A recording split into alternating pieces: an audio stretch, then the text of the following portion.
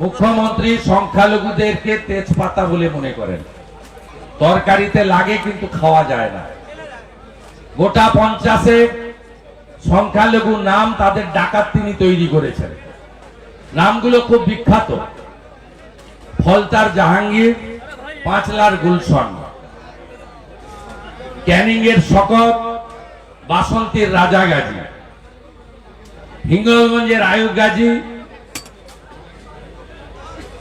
আপনার মিনাখার আয়ুব গাজী, হিঙ্গলগঞ্জের মেহেদি হাসান, শাহজাহান তো আছে। এই গুন্ডাদের হাতে কোটি কোটি টাকা, 100 কোটি টাকা করেছে। আর সাধারণ সংখ্যালঘুরা তারা দরিদ্র থেকে দরিদ্র হয়েছে। সংখ্যালঘুদের ভোটে জিতে ক্ষমতায় আসার পরে প্রথম রামপুরহাটের বকটুইতে শিকল তুলে 7 জন সংখ্যালঘু মহিলাকে পুড়িয়ে মেরেছেন।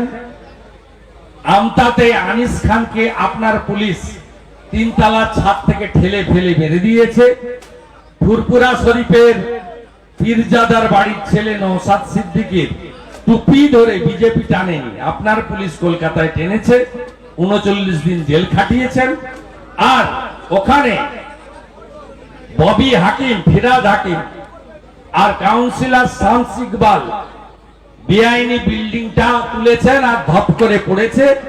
আর ওই যে গার্বেজের তলায় যে 11 জন মারা গেছে তারা প্রত্যেকেই গরিব সংখ্যালঘু।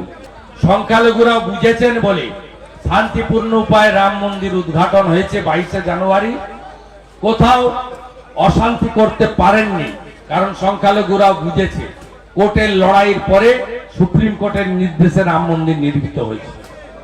সংখ্যালঘুরা বুঝেছেন সিএএতে শরণার্থীদের নাগরিক দেওয়া হয়, নাগরিকত্ব কাড়া হয় না।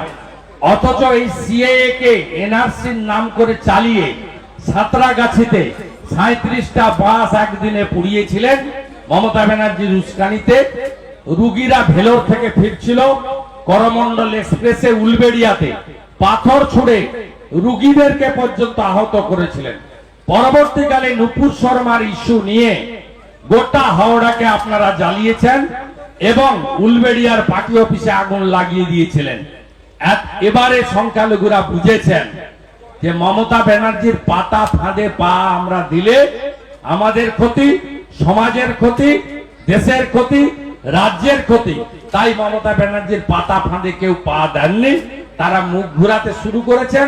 সাগরদিঘি তার প্রমাণ, বালিগঞ্জ তার প্রমাণ, আগামী দিনে নির্বাচনও তার প্রমাণ।